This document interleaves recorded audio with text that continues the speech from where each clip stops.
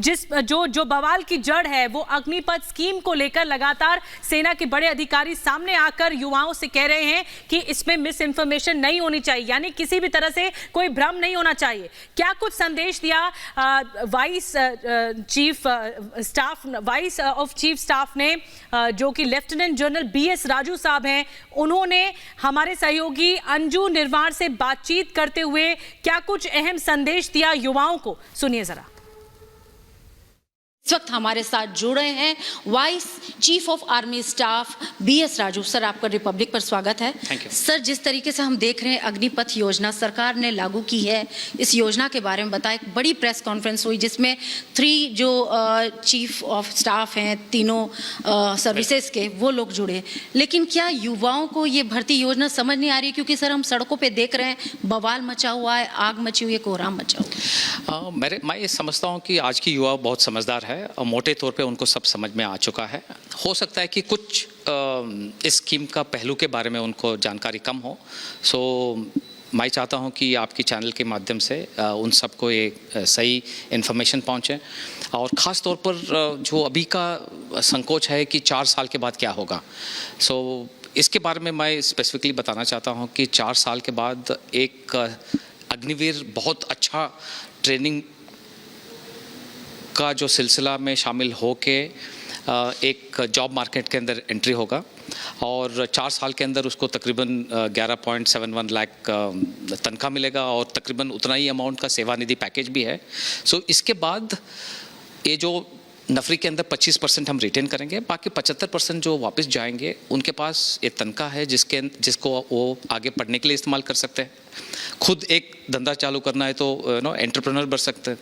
और साथ साथ में गवर्नमेंट भी ये आश्वासन दे रहा है कि उनको अलग अलग डिपार्टमेंट के अंदर काम का भी आश्वासन दे रहा है।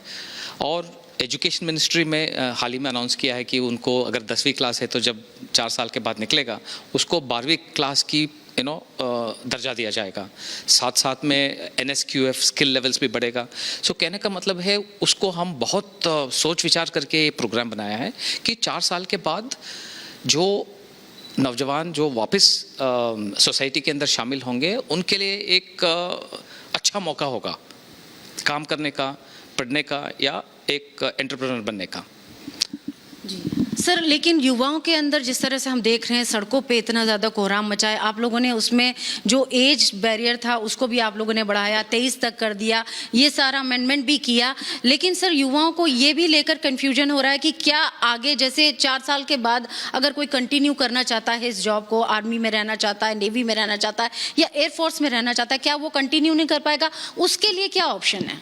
पहली चीज़ आपने एक सही चीज़ के बारे में बात किया है कि कोविड की वजह से जो रिक्रूटमेंट रुक गया था, और उस दौरान जो बच्चे तैयारी किए थे और कुछ परीक्षा भी एक आधा दिया था, उनके अंदर कई ऐसे बच्चे थे जो अभी एज बार हो रहे थे। सो उनको मद्देनज़र रखते हुए मिनिस्ट्री ऑफ डिफेंस ने एक फैसला लिया है कि उनके लिए 23 साल की नौकरी, 23 साल की उम्र तक उनकी भर्ती हो सकता है, जिससे ऐसा कोई भी नौजवान ना हो जिसको मौका ना मिले। एंड इसकी फ़ायदा सबको उठाना ज़रूरी है।